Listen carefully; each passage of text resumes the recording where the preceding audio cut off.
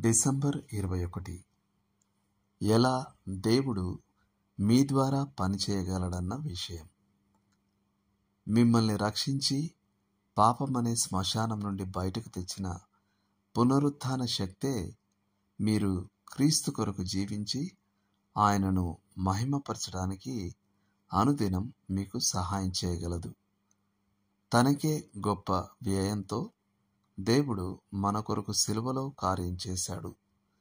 ఈనాడు కల్వరిలో చెల్లించబడిన ఆ వెల ఆధారంగా మనలను క్రీస్తు సారూప్యతలోకి తేవడానికి ఆయన మనలో పనిచేస్తున్నాడు. మొదట దేవుడు మన కొరకు పని చేయకుండా దేవుడు మనతో పని చేయలేడు.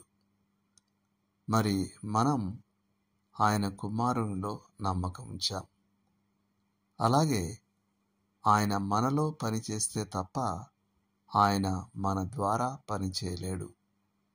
అందుకే బాధలు అనుభవిస్తున్న సమయంలో మీరు అనుదినం దేవుని వాక్యం మరియు ప్రార్థనలో సమయం గడపడం, క్రీస్తుకు అప్పగించుకోవడం ప్రాముఖ్యం. ఎందుకంటే దేవుడు వాక్యం, ప్రార్థన మరియు శ్రమానుభవం ద్వారా మీలో పనిచేస్తాడు. బైబిల్ ఈ నియమానికి ఎన్నో ఉదాహరణలు చూపిస్తుంది. ఎడారిలో ఉన్న 40 సంవత్సరాల కాలంలో తన జీవితంలో దేవుడు కార్యాలు చేయడాన్ని మోషే అనుభవించాడు. మరో 40 సంవత్సరాల అద్భుత సేవకు అతన్ని సిద్ధపరిచిన కార్యం అది. ఫరో కంటే తక్కువ వానిగా దేవుడు యోసేపును ఐగుప్తు సింహాసనంపై కూర్చోబెట్టక ముందు అతడు 13 సంవత్సరాలు బాధను అనుభవించాడు. దావీదు యువకుడిగా ఉన్నప్పుడు రాజుగా అభిషేకించబడ్డాడు. కానీ అతడు అనేక సంవత్సరాల పాటు బహిష్కృతునిగా బాధలు అనుభవించాకే సింహాసనాన్ని దక్కించుకున్నాడు.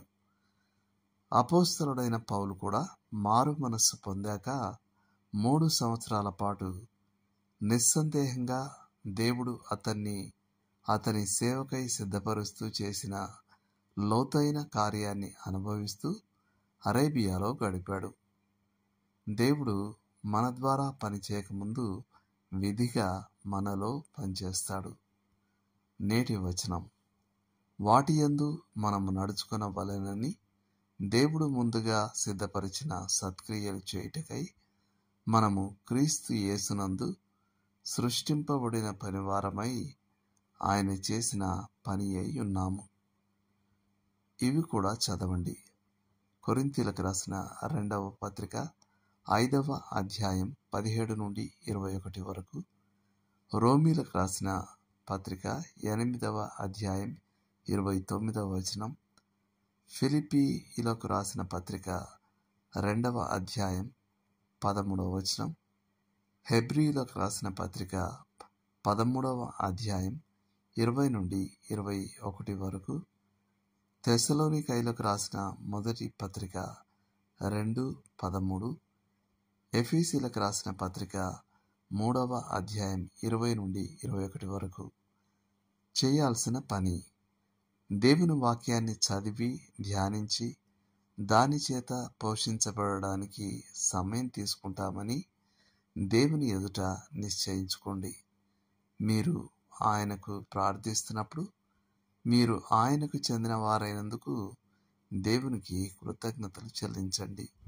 మరియు ఎలా మీరు మీ ద్వారా ఆయన పనిచేసే వ్యక్తిగా కావాలనుకుంటున్నారో ఆయనకు చెప్పండి.